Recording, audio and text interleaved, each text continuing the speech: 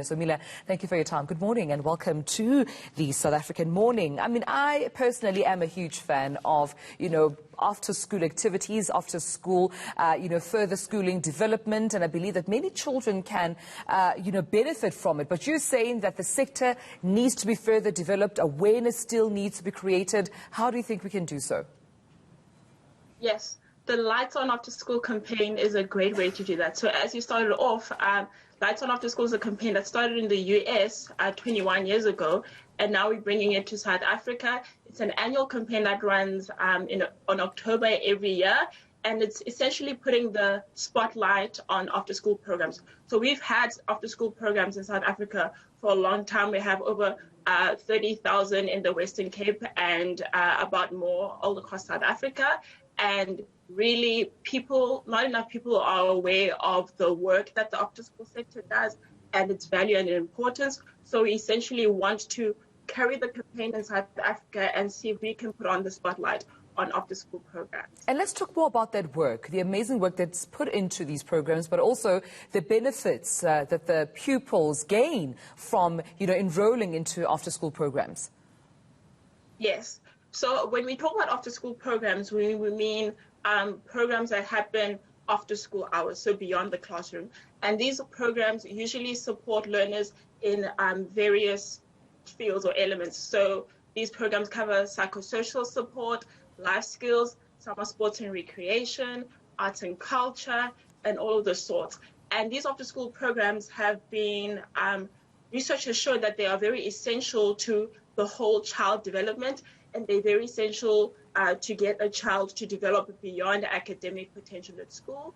And research in South Africa is still yet to be advanced in terms of after school, but internationally it's well known that after school programs are really essential to develop the whole child. They improve confidence, they advance potential skills, they really help the learner reach their potential and get to the next level. Yeah, and amongst other things that you've mentioned there, I mean, improving on learner outcomes and, the broader education in South Africa, what has been sort of the feedback from, the basic department of, or the Department of Basic Education in these after-school programs, enhancing, learner outcomes from the initial infrastructure that we see in schools?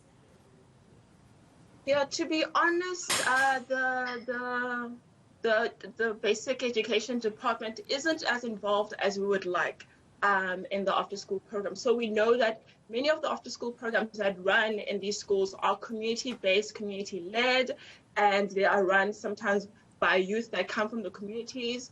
And a lot of these programs are underfunded and under-resourced, but they play such an integral role in supporting the course of learning at school, supporting teachers, filling in that gap after school to support learners with homework and give them extracurricular activities. But in terms of governance funding in that regard, it's been very limited. And most of our funding for after-school programs or NGO organizations that run after-school programs is very reliant on philanthropic giving. So we get a lot of money from donors and foundations and such. So essentially putting the spotlight on after-school programs goes out to advocate to partners and even government to say, look at the incredible work that the after-school sector is doing and how that work contributes to further education outcomes that the government usually likes to talk about and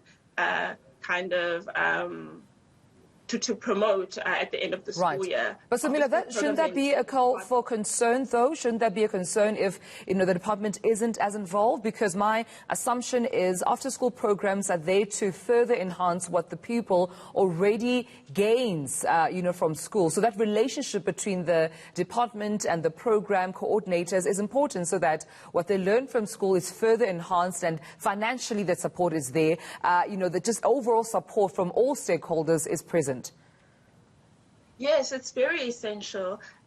One example of a government entity that's doing good work at that, and Western Cape government, they have an office called the After School Program Office, and that office is concentrated solely on supporting after school programs and implementing these programs in different schools around the Western Cape. if other government entities could get involved in this, it would make such a tremendous difference in terms of how well resourced and funded the sector is. Absolutely, and we hope that they're watching and listening and would reach out and ensure that even in this new normal, that support is even much more given than before. But thank you so much, Somila Mjekula, the Communications and Advocacy Officer at the Learning Trust.